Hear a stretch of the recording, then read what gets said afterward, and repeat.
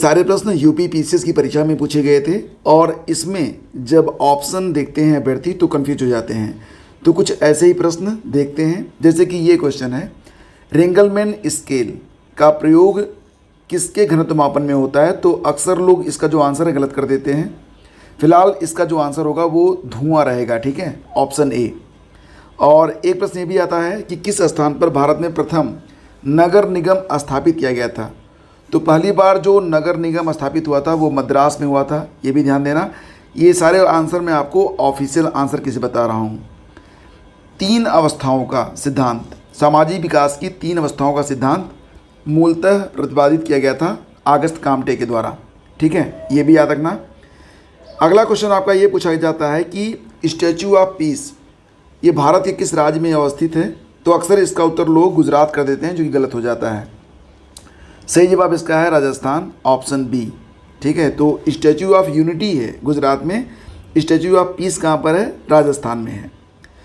शीत प्रकोष्ठ में यानी कि कोल्ड स्टोरेज में फल भंडारण दीर्घ भंडारण जीवन देता है, क्योंकि तो यहाँ पर भी लोग अक्सर इसका आंसर ये लिख देते हैं आर्द्रता का बढ़ना या फिर सूर्य के प्रकाश का संसर्ग मना, तो ये होता है, लेकिन सही जवाब होता है श्वसन दर का ह्रास, यानी कि ऑप्शन सी इसका करेक्ट है। जो रेस्पिरेशन रेट होता है वो कम हो जाता है।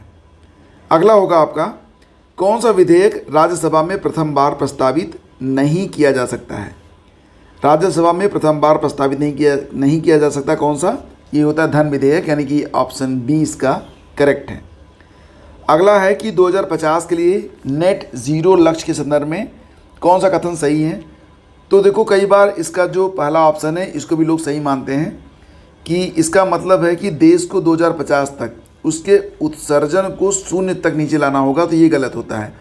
उत्सर्जन तो हम रोक ही नहीं सकते हैं, हम कर क्या सकते हैं, इसलिए पहला ऑप्शन यहाँ पर गलत है। हम कर क्या सकते हैं, किसी देश के उत्सर्जन की क्षतिपूर्ति वातावरण से ग्रीन हाउस गैसों का निराकरण तथा अवशोषण से किया जाएगा, यानी कि जितना हम उत्सर्जित करेंगे उसको किसी न किसी रूप में उसका निस्तारण भी करेंगे, तो यही होता है नेट जीरो टारगेट। तो ये ध्यान देना है आपको, ठीक है। इसके बाद एक क्वेश्चन और भी है कि निम्नलिखित पर विचार कीजिए और उनको सही कालक्रम में व्यवस्थित कीजिए। जैसे कि यहाँ पर आप देख रहे होंगे गोलकनाथ विवाद, तो अक्सर जो होता है इसके बारे में लोग कन्फ्यूज रहते हैं। 1967 में हुआ। केशवानंद भारती जो वाद था ये 1973 का है, ये भी ध्यान रखना। 24वां संविधान संशोधन अधिनियम ये जो पारित हुआ था, कब पारित हुआ था? देखो फ्रेंड्स, इसका जो आंसर होगा वो 1971 है, ठीक है। जो 24वां संविधान संशोधन अधिनियम पारित हुआ था वो 1971 में पारित हुआ था, और 42वां संविधान संशोधन ये 1976 में हुआ था, ये तो आपको याद रहेगा। तो फिलहाल यहाँ पर गोलकनाथ वाला, यानी कि मैं आपको यहाँ पर दिखा देता हूँ, ये आपको याद रखना होगा। गोलकनाथ केस 1967, केशवानंद भारती केस 1973, 24वां कॉन्स्टिट्यूशन अमेंडमेंट 1971 और 42वां कॉन्स्टिट्यूशन अमेंडमेंट ये 1976 वाला है। तो इतना आपको याद रखना है। अगला क्वेश्चन था, अब यहाँ पर भी देखो कन्फ्यूजन होता है, क्योंकि बड़ी मुश्किल होती है इनको मैच कराने में। रागमाला ये लिखी गई है पुंडरीक विट्ठल के द्वारा, ठीक है, याद रख लेना इसको। रस कौमुदी है, इसके रचनाकार कौन है? श्रीकंठ हैं। तो 2 यहाँ पर तो मैच हो रहा है। इसके बाद अगर देखा जाए तो राग विबोध ये सोमनाथ की रचना है, और चतुर्दंडी प्रकाशिका यह वेंकटरमन की है।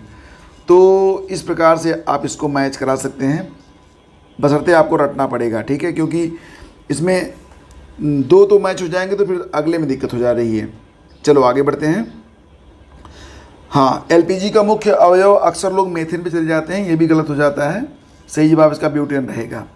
तो अगर क्वेश्चन आ गया कि एलपीजी का जो मेन कंपोनेंट है, कॉन्स्टिट्यूएंट है, वो क्या है, तो ब्यूटेन, ठीक है। नोबी और कांतो मैदान, इसके बारे में भी लोग कंफ्यूज रहते हैं। तो नोबी और कांतो मैदान जो हैं ये जापान में स्थित हैं, ऑप्शन सी। फेफड़ों में जो गैसीय विनिमय का स्थल होता है वो अल्वियोलाई होता है, यहीं पर ऑक्सीजन और कार्बन डाइऑक्साइड का आदान प्रदान होता है, मतलब कार्बन डाइऑक्साइड आप यहीं पर छोड़ते हैं और ऑक्सीजन को लेते हैं। कौन सा एक युग्म सही सुमेलित नहीं है? ऋषभनाथ का निर्वाण स्थल अष्टापद है, नेमिनाथ का उज्जैन है, महावीर स्वामी का पावापुरी है, लेकिन वासुपूज्य का यह चंपापुरी है, ठीक है। तो ये याद रखना आप, चंपापुरी समेत शिखर नहीं होगा, ऑप्शन बी हमारा उत्तर होगा। नेक्स्ट है आपका कि हाँ, माउंट रेनर ये कहाँ पर स्थित है? ये ज्वालामुखी पर्वत होता है, तो ये मिलेगा आपको यूएसए में। माउंट एटना इटली में है, माउंट पेरिकुटीन मैक्सिको में है, और माउंट एपो कहाँ पर है? फिलीपींस में। तो ये भी आपको रटना पड़ेगा। ये पीडीएफ मैं आपको शेयर कर दूंगा टेलीग्राम चैनल पर, एक बार इसको लगा लीजिएगा फिर से आप, ठीक। अब देखो कौन सा सही सुमेलित नहीं है। जो हुंडरू प्रपात है यह सुवर्णरेखा नदी पर है, ये सही है। चचाई प्रपात बीहड़ नदी पर है, ये भी सही है। धुआंधार प्रपात नर्मदा नदी पर है, ये भी सही है। बूढ़ा घाघ प्रपात ये कांची नदी पर नहीं है। ये कहाँ पर है? ये एक बूढ़ा नदी ही है जो कि कहाँ पर स्थित है? तो ये जो बूढ़ा नदी है ये छत्तीसगढ़ या झारखंड, अच्छा सर्च कर लेना, थोड़ा सा कन्फ्यूज है, ठीक है। बूढ़ा नदी पर स्थित है, तो इसको ध्यान देना। निम्नलिखित में कौन से आयोग समिति की सिफारिश भारत में अंतर्राज्य परिषद की स्थापना के लिए की गई थी? तो ये था सरकारी आयोग। इसकी स्थापना हुई थी 9 जून 1983 में, ये याद रखना। और एशियाटिक सोसाइटी या बंगाल के संस्थापक माने जाते हैं सर विलियम जोन्स, ये सही है, ऑप्शन बी। कभी कभी लोग इसका आंसर जोनाथन डंकन लिख देते हैं, जो कि गलत हो जाता है।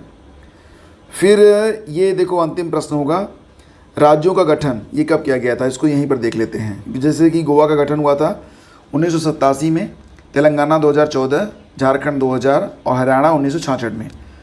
तो यहाँ पर आपको देखना पड़ेगा सबसे पहले क्या बन रहा है, उसके बाद कौन सा बन रहा है, फिर कौन सा बन रहा है, और फिर कौन सा बन रहा है। तो इस प्रकार से इसको सुमेलित करना था। तो फ्रेंड्स आगे भी ये सीरीज़ जारी रहेगी। अगर आपको अच्छा लगा ये सीरीज़ तो प्लीज़ इसे लाइक और शेयर कर दीजिएगा। Thank you so much.